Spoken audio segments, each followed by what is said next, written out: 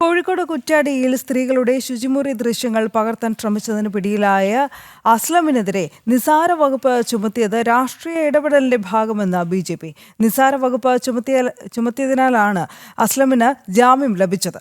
സിപിഎമ്മിന്റെ ഇടപെടൽ മൂലമാണോ പ്രതിക്കെതിരെ ദുർബല വകുപ്പുകൾ ചുമത്തിയതെന്ന് അന്വേഷിക്കണമെന്നും ബിജെപി ആവശ്യപ്പെട്ടു.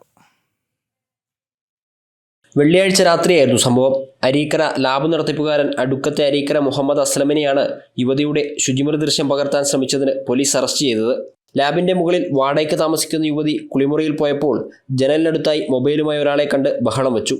ഇതോടെ പരിസരത്തുണ്ടായിരുന്നവർ ഓടിക്കൂടി. തുടർന്ന് സ്ഥലത്തെ നിരീക്ഷണ ക്യാമറ പരിശോധിച്ചപ്പോഴാണ് മൊബൈലുമായി അസ്ലം പോകുന്നത് കണ്ടത്. തുടർന്ന് ഇയാളെ പോലീസിൽ ഏൽപ്പിക്കുകയായിരുന്നു. എന്നാൽ പ്രതിക്കെതിരെ നിസ്സാര വകുപ്പുകളാണ് ചുമത്തിയതെന്നും അതിനു പിന്നിൽ രാഷ്ട്രീയ ഇടപെടലാണെന്നും ബിജെപി കുറ്റ്യാടി മണ്ഡലം പ്രസിഡന്റ് ഒ.പി. മഹേഷ് ആരോപിക്കുന്നു.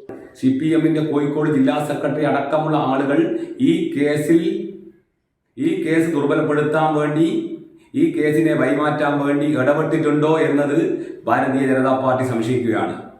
എത്രയും പെട്ടെന്ന് തന്നെ ആരൊക്കെയാണ് ഇതിൽ ഇടപെട്ടതെന്നത് പുറത്തു കൊണ്ടുവരാൻ വേണ്ടി സാധിക്കണം. ഈ കേസുമായി ബന്ധപ്പെട്ട അസ്ലമിനെ മാതൃകാപരമായി ശിക്ഷിക്കാനുള്ള നടപടിയുമായി മുന്നോട്ട് പോകണമെന്നാണ് ബിജെപി ആവശ്യപ്പെടുന്നത്. സംഭവത്തിൽ പ്രതിഷേധിച്ച് ബിജെപി ലാബിലേക്ക് മാർച്ച് നടത്തുകയും ലാബ് അടച്ചുപൂട്ടുകയും ചെയ്തിരുന്നു. പ്രതിക്കെതിരെ കർശന വകുപ്പുകൾ ചേർത്ത് നിയമ നടപടി മുന്നോട്ട് കൊണ്ടുപോകണമെന്നും ഇല്ലെങ്കിൽ പ്രതിഷേധം ശക്തമാക്കുമെന്നും ബിജെപി വ്യക്തമാക്കി. ജനം, കോഴിക്കോട്.